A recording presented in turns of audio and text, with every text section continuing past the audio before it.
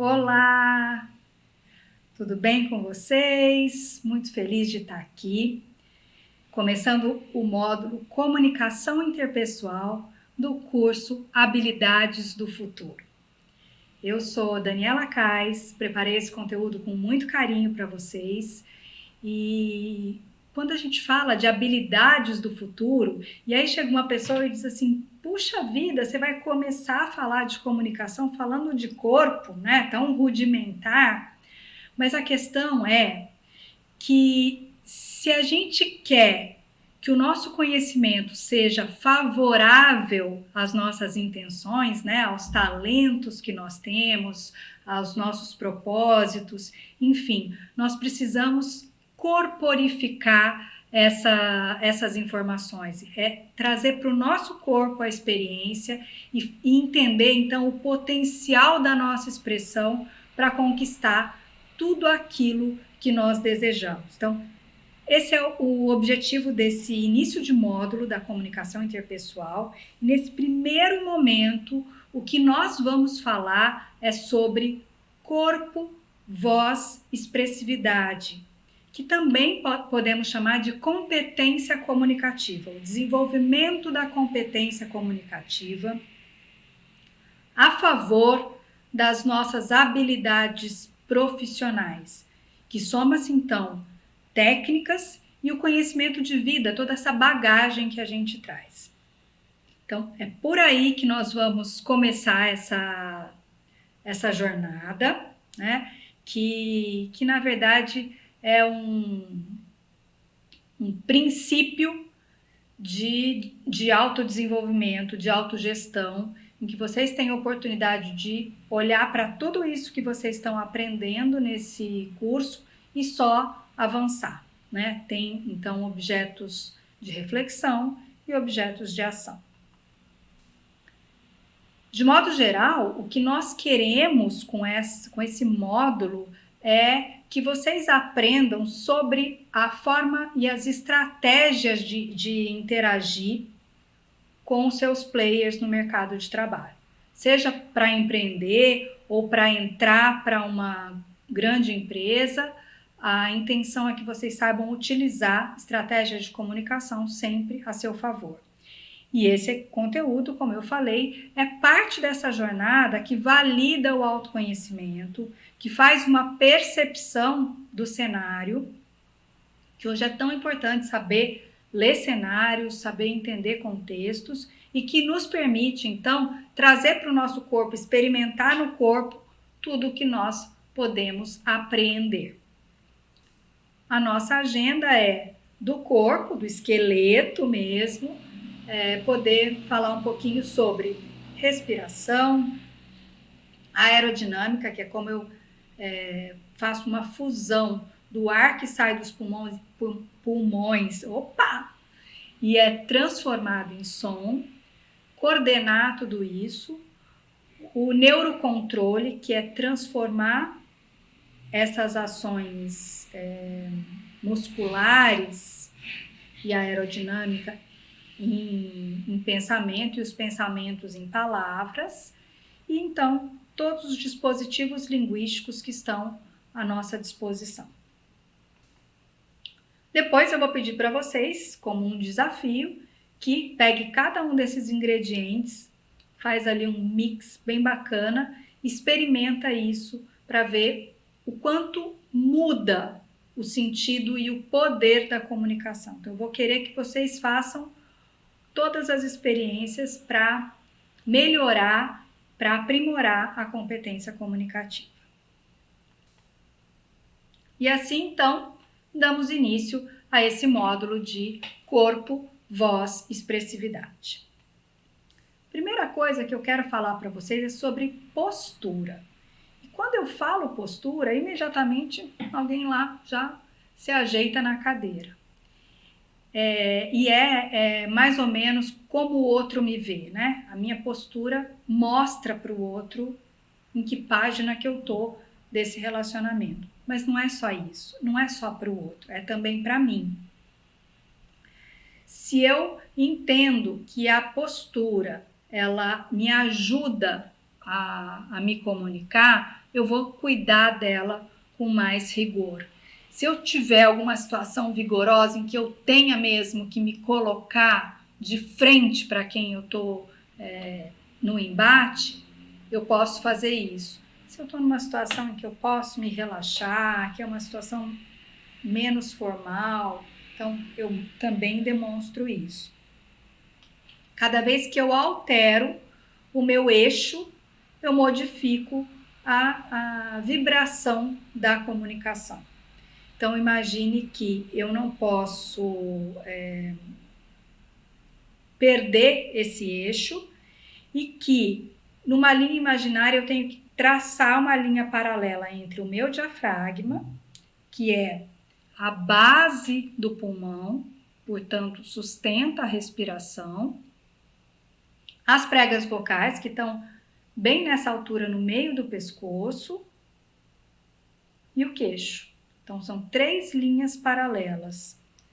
O queixo, toda vez que eu modifico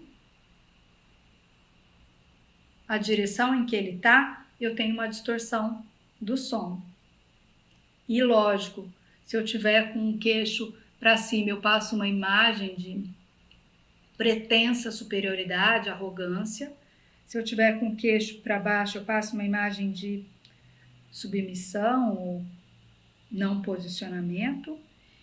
E se eu tiver com o queixo virado para o lado, assim, penso, também falta de posicionamento, uma indiferença, né? Então, é importante que eu tenha sempre essas 3 linhas paralelas.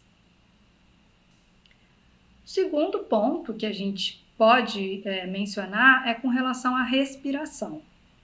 Todo mundo sabe que o ar é o combustível da fala. A gente fala porque tem essa energia que é aérea, né, que vem do ar dos pulmões. Mas mais que isso, a respiração ela tem uma função vital de sobrevivência e também de proteção, né? Psiquicamente, a respiração ela nos traz o conforto ou o desconforto. Então, atenção à respiração, o ar entra nos pulmões, então toda essa extensão de pulmão abriga o volume de ar e isso me ajuda a falar mais ou falar menos. Imagine que se eu tenho pouco ar e quero falar muito, eu vou alterar a minha voz, eu vou ficar com uma voz que não passa uma boa imagem para quem está me ouvindo, dá um desconforto. Às vezes parece muito ansiosa, às vezes parece cansada, ofegante, às vezes parece que está muito sem energia e tudo isso vem da respiração. É ela o nosso combustível. Digo assim, o carro precisa de combustível para se mover. E nós precisamos da respiração para comover, para mover junto, para estar perto daquele que a gente quer interagir. Então, cuidar dessa respiração. E tem um treinozinho fácil e eficaz, que é inspira, enche o pulmão de ar e dá uma leve abauladinha na barriga. Então, o diafragma baixa, fica barrigudo. E aí, solto o ar e a minha barriga vai murchando. Então, o próprio diafragma vai impulsionando o ar. Enquanto eu estou falando, eu faço um fole. Quando o ar entra, diafragma estufa. Quando o ar sai, diafragma murcha. Posso fazer isso inspirando e assoprando.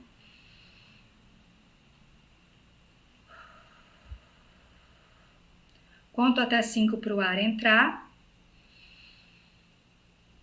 Conto até 7 para o ar sair. Posso fazer com fala automática para eu ter assim em mente quanto que eu consigo em cada inspiração. Então, eu inspiro, encho o pulmão de ar e falo. janeiro, fevereiro, março, abril, a qualidade da voz tem que ser a mesma da primeira sílaba e na última sílaba. Quando eu percebo que o meu umbigo está lá afundando, eu pego o ar de novo. E isso me ajuda que, se numa inspiração eu conseguir de janeiro a abril e eu quero mais, na próxima eu pego um pouquinho mais de ar e vou até julho. Isso a gente vai fazendo, treinando então a capacidade respiratória. É um exercício que pode ser ampliado e que o único cuidado é com a qualidade da voz. Se você percebe que mudou a qualidade, que parece que a garganta vai raspar um pouquinho, parou, pega mais ar, ok? Esse é muito bacana de ser feito. À medida que o ar sai, ele faz vibrar as pregas vocais e eu tenho então o som, a fonação. E esse som ele vai ser moldado de acordo com aquilo que eu quero falar. Então, se eu quero falar uma vogal, abri a boca, o ar saiu. Se eu quero falar uma consoante, eu vou ter obstáculos para o ar que faz com que essa configuração do ar seja modificada. Então, ba, ra, ra, são pontos que vão mudando na minha articulação. Projetar o ar.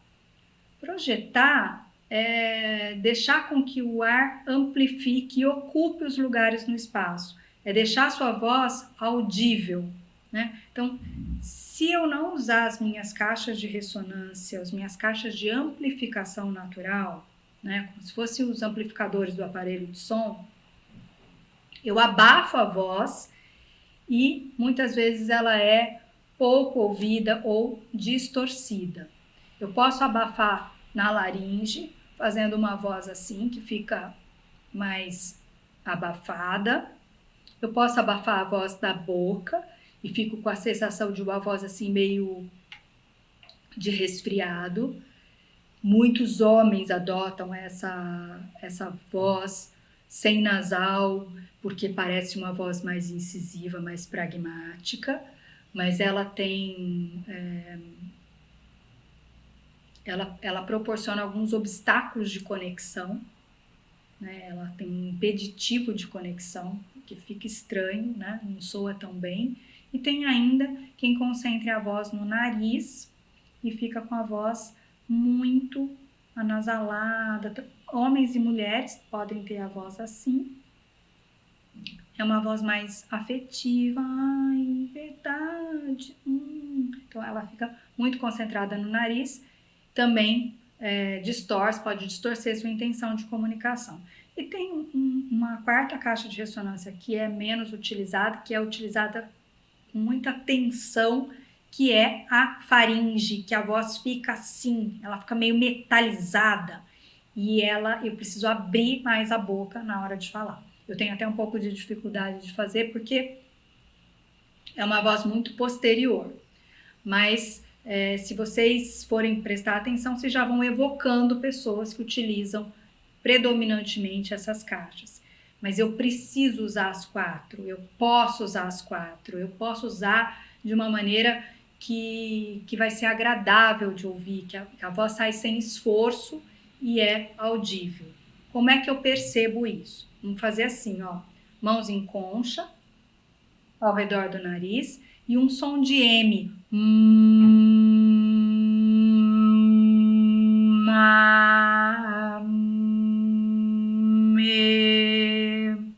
À medida que o som sai, você percebe uma vibração nas narinas, um formigamentozinho nas narinas. Significa que você está fazendo corretamente o uso dessa projeção.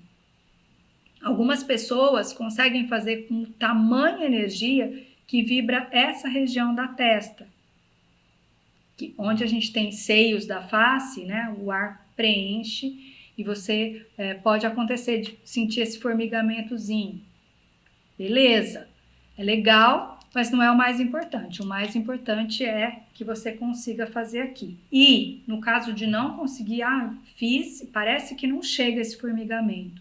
Então, inspira, visualiza e acentua o som do M, esse nasal.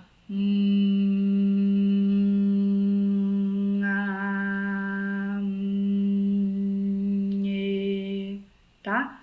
A gente pode voltar nisso, para quem sentir mais dificuldade, mas é uma forma de deixar a voz audível e bem cuidada. O outro ponto é a articulação.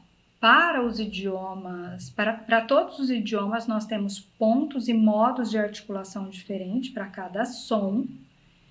E é interessante que você saiba como você produz cada um deles, para que na hora de falar, às vezes num ritmo mais acelerado, os sons não se aglutinem, para que não fique uma fala embolada, pouco compreensível. Então, treinar isso também faz com que as pessoas compreendam mais, e com mais compreensão tem mais conexão, ok?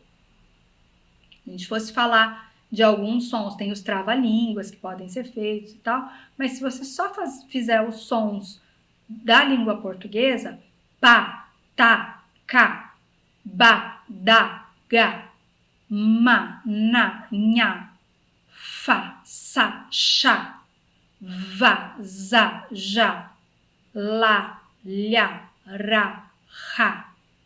Só isso já vai ajudando você a perceber onde encosta seus lábios, seus dentes, sua língua, a parte posterior da boca, que é onde tem a úvula, a campainha. Então, você vai sentindo como é que essas coisas se tensionam na hora da gente produzir os sons. Os pontos e os modos são os mesmos para todo mundo, mas nós temos ajustes pessoais. Por isso que tem gente que põe a língua para frente na hora de falar, tem gente que põe a língua lateral, que alarga a língua na hora de falar, tem gente que aperta os lábios na hora de falar. Então, tudo isso são ajustes pessoais que podem ser corrigidos ou melhorados, desde que o falante se incomode ou atrapalhe a compreensão, a inteligibilidade da fala. Temos a expressão facial. A expressão facial, ela é mandatória na comunicação, porque se eu tenho uma expressão muito neutra, em que eu quase nunca denoto aquilo que eu estou sentindo, que eu estou pensando, a forma como eu estou interagindo com o outro, eu provoco uma quebra, uma ruptura de conexão. Então, é importante que eu utilize os meus olhos, a minha boca, o meu sorriso para interagir com as pessoas. Tem um teste que eu acho muito bacana de fazer, que é fazer fotos com as emoções. Então, você pega lá 4, 5 emoções, feliz, triste, assustado, bravo, nojo, medo, enfim. E você fotografa essas emoções.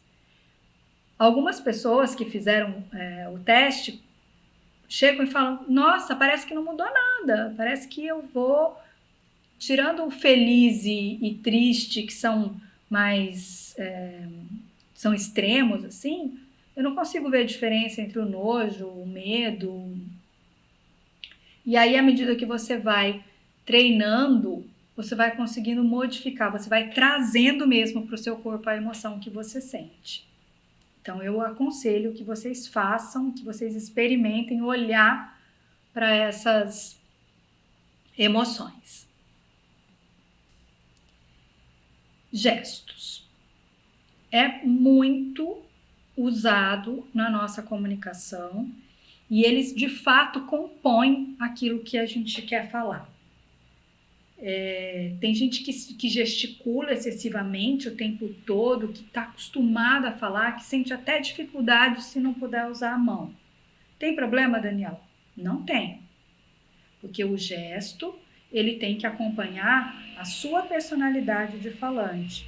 Se eu engessar as mãos de alguém que tem o hábito de falar com muito gesto, eu estou descaracterizando a comunicação daquela pessoa. Assim como uma pessoa que tem gestos mais brandos, mais suaves, que usa muita parcimônia, se eu falar que tem que usar mais gestos, eu também vou descaracterizar.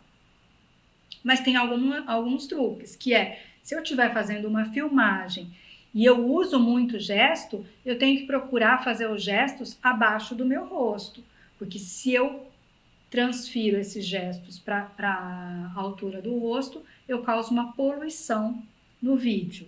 Então, pode usar, mas toma cuidado para não passar da linha do rosto. O gesto, além de combinar comigo, com o meu jeito de falar, ele tem que combinar com o discurso. Eu não posso estar dizendo uma coisa e estar negando com os meus gestos ou com a minha expressão facial. Então, ele tem que estar compondo o meu discurso. São gestos que complementam aquilo que está sendo dito. Perguntas que sempre fazem para mim. Eu fico muito tenso, muito nervoso. Posso falar com a mão no bolso? Pode. Mas não vai ficar o tempo todo com a mão no bolso quando você está conversando com alguém. Ponha enquanto você precisa tomar esse controle do seu corpo e depois deixa a sua mão falar. Posso segurar algum objeto para me sentir mais seguro? Pode, mas não vai ficar fazendo movimentos obsessivos, né? Como quando a gente tem uma caneta e fica apertando o dispositivo da caneta. Também, ter um objeto na mão e ficar passando ele de um lado para o outro também não me ajuda a passar a mensagem de comunicação. Então, pensar no gesto como complemento do discurso, como algo que vai me ajudar a levar a mensagem e não atrapalhar. Tá? Essa é a dica fundamental para o uso de gestos. Por fim, os nossos recursos, né, que são muitos e que são brilhantes, tanto para o bem quanto para o mal. Eu tenho muitos recursos à disposição, eu posso usar volume, né, de intensidade de fala, e eu falo que quem pensa que quando fala mais alto chama mais atenção, se falar sempre mais alto não chama atenção. Mas se eu usar o alto e o baixo para chamar atenção, eu vou conseguir fazer isso em momentos pontuais. Porque você vai parar para ouvir o que é que eu estou querendo dizer. Assim como quando eu digo, ei! Você vai, opa, peraí, o que a doida fez agora? Vamos lá, vamos ver, vamos prestar atenção. Então, o recurso do volume de voz, ele tem que ser usado de forma inteligente. Assim como as nossas nuances de grave e agudo. Eu não posso falar sempre no mesmo tom porque eu canso aquele que está me ouvindo. Mas se eu usar de toda a minha entonação, com prolongamentos aqui e ali, com frases mais incisivas, com pontos, perguntas, me entendeu? Percebe que isso faz com que a fala fique mais rica, mais enriquecida. E a ênfase, né? Se eu quero dizer que eu estou aqui agora de frente para os talentos do futuro, eu estou mostrando que essas pessoas que estão me ouvindo são talentosas. Mas se eu quero dizer para você que você é o talento do futuro, eu estou dizendo, presta atenção, o futuro é seu. Então, a forma como eu uso a ênfase chama atenção e dá sentidos diferentes para aquilo que está sendo falado. Outro recurso é ritmo, cadência. Tudo que eu falo muito rápido é porque não tem tanta importância assim. Se eu passo batido em determinada informação, é porque ela não é tão importante. Mas quando eu quero que alguém preste atenção, eu vou falar um pouco mais devagar. Não precisa ser muito devagar, porque isso também muitas vezes fica chato, né? Mas a lentificação ajuda a retenção, a memória. E por último, por fim, um recurso muito poderoso é a pausa. O que é a pausa? É um intervalo pequeno de tempo entre um enunciado e outro, que dá ao ouvinte a possibilidade de absorver melhor aquilo que foi dito. Então, eu quero dizer alguma coisa e preciso que você retenha essa informação, eu paro e depois continuo falando, e você então vai ficar com aquela latência no seu cérebro. Então, esses recursos, eles me ajudam na intenção de comunicação. Eu tenho que saber o que eu quero do outro quando eu vou me comunicar. E esse saber o que eu quero, essa intenção, é que me leva adiante, é que pode me levar adiante. Certo? Então, esses são os ingredientes que vocês têm para preparar uma excelente receita que eu estou aqui esperando. E eu quero que vocês façam um vídeo. Esse vídeo ele pode ser uma leitura ou um discurso improvisado. Que seja breve, 2 minutos, 3 minutos, mas que você use de todos esses ingredientes que a gente conversou.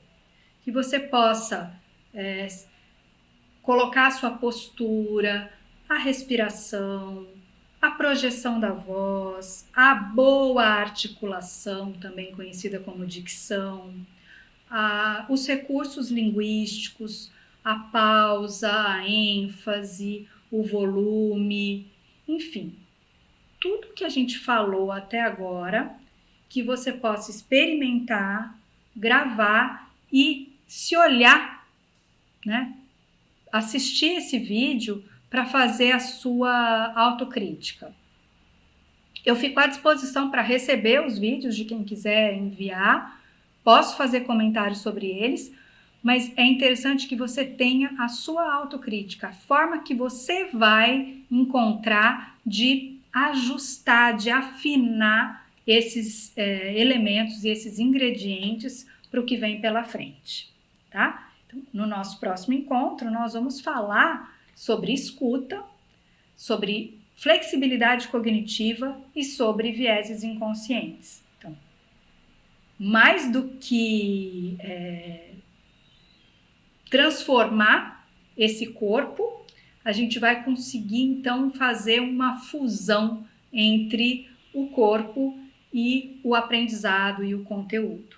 E eu sou apaixonada por isso e fico aqui ansiosa, encantada, esperando que vocês também curtam tudo isso. Então, até lá. Muito obrigada por terem me ouvido até aqui e até a próxima. Beijos!